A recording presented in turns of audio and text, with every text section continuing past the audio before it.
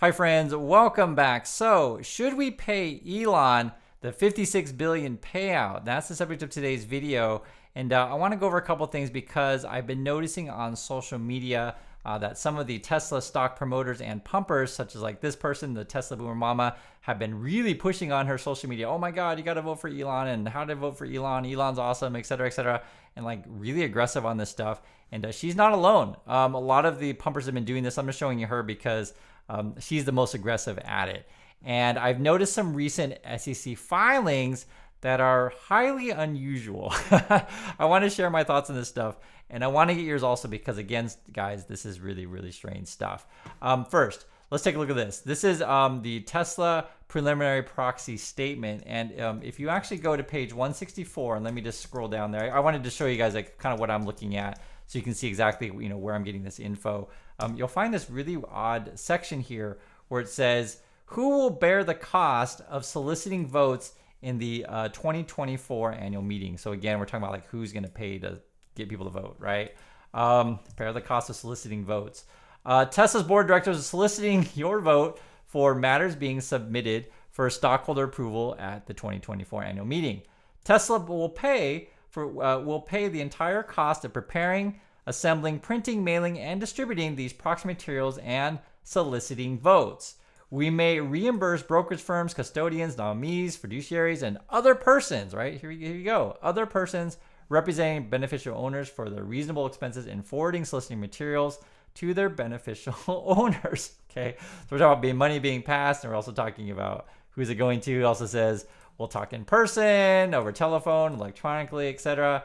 And then also too, they're also using a company called Innisfree M&A Incorporated. Okay, so this is all about soliciting your vote to get and pay that Elon. So why am I bringing this stuff up? Because I always thought it was weird that like these people on social media are like, oh my God, you got to give this billionaire yet more money. It's weird, right?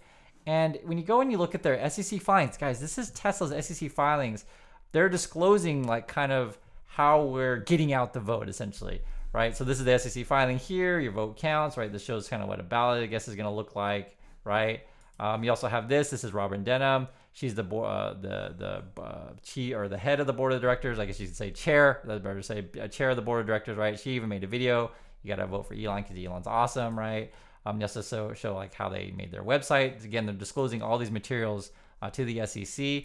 Elon Musk is even like, yo, is anyone having trouble voting? Which brokers aren't allowing people to vote? And moreover, this is where it gets really weird. And the reason why it's weird is because, these stock promoters are supposed to be, neutral, your friend on social media. But literally in their SEC filing, they show how Elon Musk is pumping up said promoter, right? So here's this James Stevenson talking about voting for Elon's pay package. Again, another SEC filing. You also have the Sawyer Merritt dude. He's one of the Tesla pumpers. Again, this is on May 4th. Elon Musk is like, retweeting his stuff. And I've told you guys about these things before where Elon can boost any post that they like. But it's fascinating, though, that they're including it in, and that's why I'm showing you guys this stuff, in SEC filings. Here's the Tesla Boomer Mama one. She's the, in terms of the getting people to vote for Elon, she's like one of the big ones. She had like a petition organized with another of the Tesla pumpers, which was, again, odd. Like the whole thing is weird. And, I've been pointing to you guys out before how these people are paid through Twitter, which is Elon Musk's platform, but like, are they paid directly from Tesla? That's an interesting question. Now, if you look at the SEC filing, which we just looked at, who will bear the cost? This would sort of give them at least, you could call it partial disclosure of like, hey, we put in our proxy statement that we do pay people to distribute our info. That's all right here. Who will bear the cost of soliciting votes? But it's not like explicitly spelled out.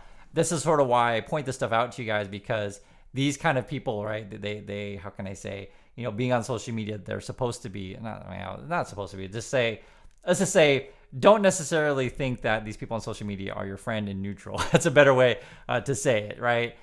Because they clearly have a connection with Tesla. They're in their SEC filings, which is bizarre. The other thing too, which I think is really interesting, I looked up the firm that Tesla's working with. It's called Innisfree, and it looks like these kind of people. It's like a PR firm kind of thing that helps you get your vote out to shareholders. So this is what you hire, these kind of people. And I guess these are the people that you work with. And moreover, it says like, hey, you got a problem with your annual meeting. And I want to read a little bit about this because guys, I just want you to understand what goes on behind the scenes, right? Who prepares said materials, who gets out the messaging, this kind of stuff. And then when Tesla says, oh, we don't need marketing, we don't need, advertising kind of stuff, they may just farm it out, right? They may not necessarily be on staff at Tesla, but they may farm it out in this way. So for example, this person says, or this company that says, in today's world, companies cannot afford to treat their annual meeting as a routine matter, no matter what items are on the agenda. Annual meeting shareholder engagement, including outreach to institutional investor governments community, is a critical component of companies' broader year-round investor relations program. In preparing for annual meetings, it helps companies understand, quote, hot button governance issues, review key proxy disclosures in advance to identify any issues that have been raised by large investors or proxy advisory terms. And if you understand what I'm telling you guys, is like you hire these people to help put together your PR stuff and your solicitation of votes. First, and here's another one, contested situations. First and foremost, like if there's a vote that's like people are arguing about which way to vote, and it's funny to hear what these people say about this stuff.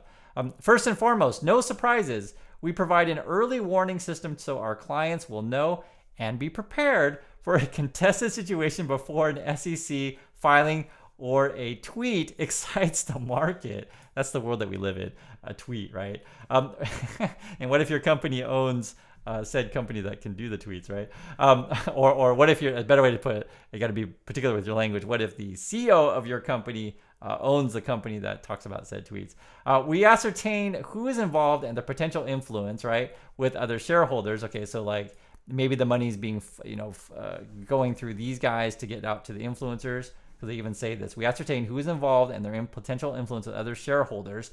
We project likely voting outcomes and provide candid recommendations so you can make well-formed decision. Like, I guess these people even try to predict the outcomes and do polling and stuff like that, like whatever. Whether determination is to settle or fight, we carefully craft a shareholder engagement campaign to deliver the best possible result. Let's get Elon paid.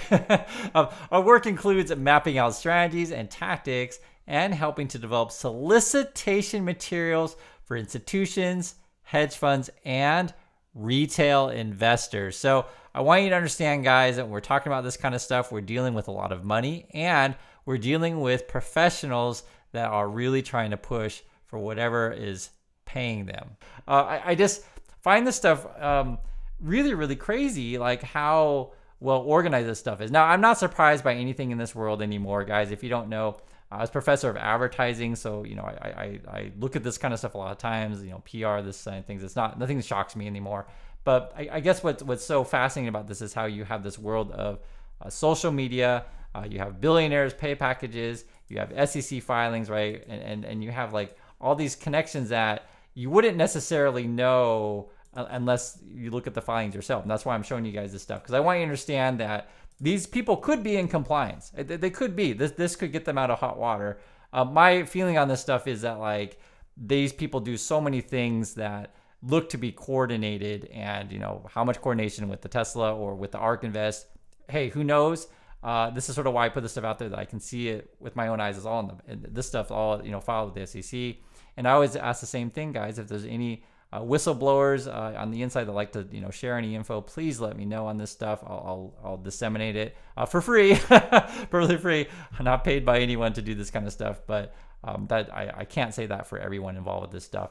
The thing that's been really interesting though, recently, because I think that they're feeling pressure from my videos and stuff, is I noticed this Alexander Mertz person. She's like trying to now give away the money that she took from Tesla and saying, yes, I get money, or okay, can't say Tesla. She took money from Twitter/X. It's right here.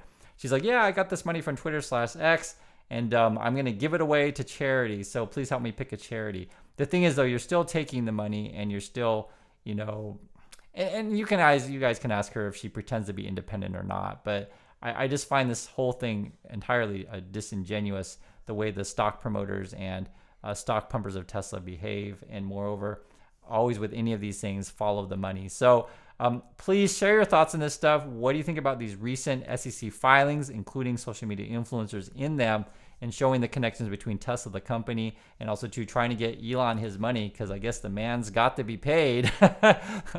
What can you do? Anyway, thanks for again, everyone, and please share your thoughts, and I'll catch you next video.